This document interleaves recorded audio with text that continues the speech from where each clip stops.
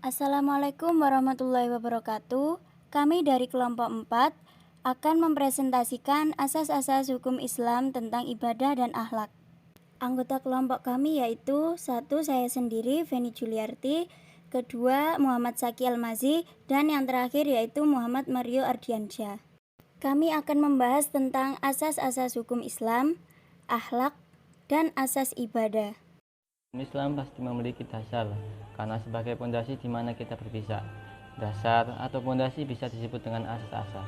Kita harus mengetahui asas-asas hukum Islam, karena pengetahuan tersebut sangat berguna untuk mengetahui nilai filosofis dari sebuah ketentuan dalam hukum Islam.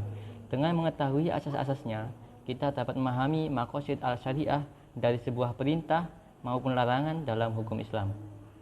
Cara bahasa, kata asas berasal dari bahasa Arab, asasun yang berarti dasar, basis, dan pondasi.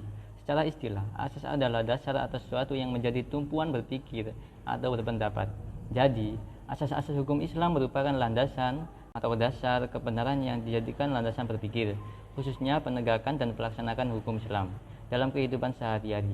Prinsip-prinsip hukum Islam adalah pondasi di mana aturan hukum dibangun. Ke dalam macam-macam asas hukum Islam. Asas hukum Islam ada yang umum, ada juga yang khusus. Asas hukum Islam yang bersifat umum terbagi dalam 3 macam, yaitu asas keadilan. Asas keadilan merupakan nilai paling asasi dalam ajaran hukum Islam. Karena menegakkan keadilan dan memberantas kezaliman merupakan suatu tujuan diturunkannya wahyu. Keadilan diletakkan sebagai derajat dengan kebajikan dan ketakwaan.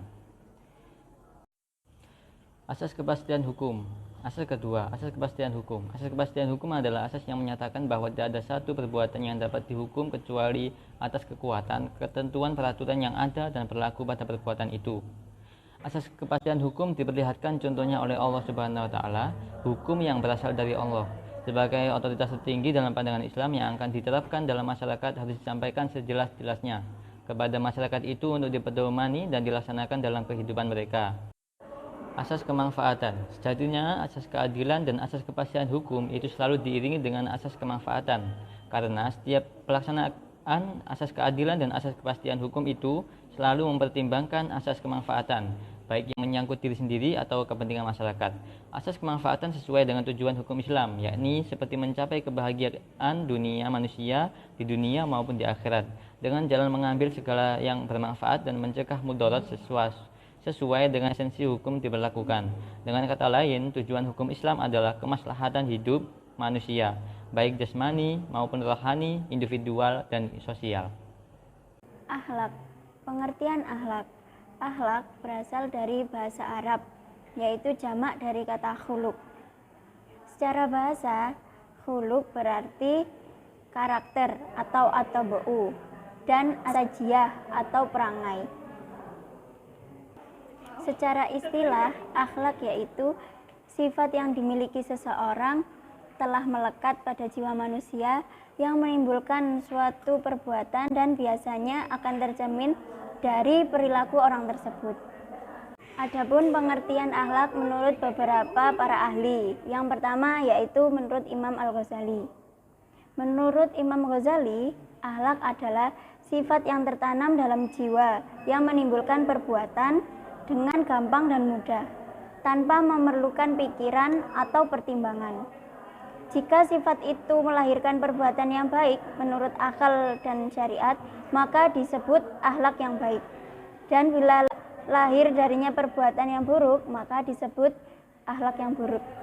Pembagian akhlak.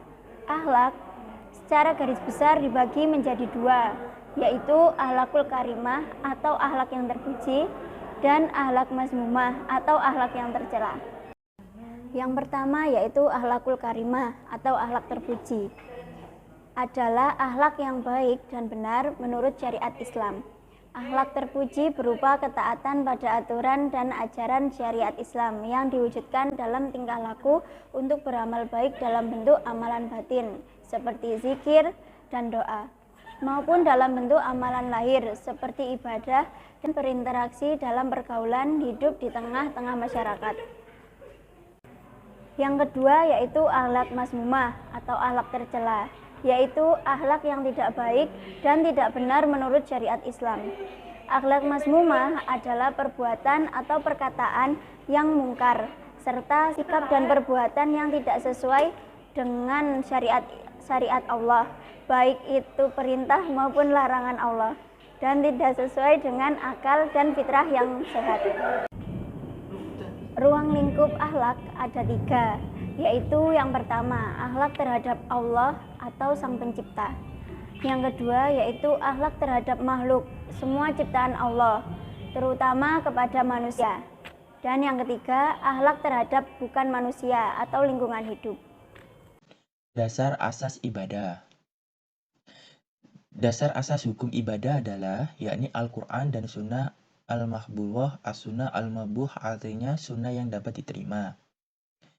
Implementasi hukum ibadah di bidang peribadatan. Secara etimologis, kata ibadah berasal dari bahasa Arab al-ibadah yang merupakan masdar dari kata kerja. Abada yabudu yang berarti menyembah atau mengabdi. Sedangkan teks terminologi ibadah diartikan dengan hukum orang mukallaf dewasa yang tidak didasari hawa nafsunya dalam rangka menaguhkan Tuhannya.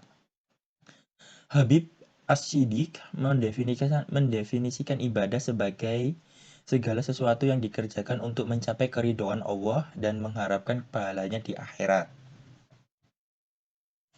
Hukum Islam di bidang ibadah ada 5, yaitu 1. Ibadah badaniyah, 2. Ibadah maliyah, 3. Ibadah ijtimaiyah, 4. Ibadah ijabiyah, dan yang terakhir yaitu ibadah salbiyah. Sekian presentasi dari kelompok 4, mohon maaf dan terima kasih. Semoga ilmu manfaat barokah dan sehat selalu.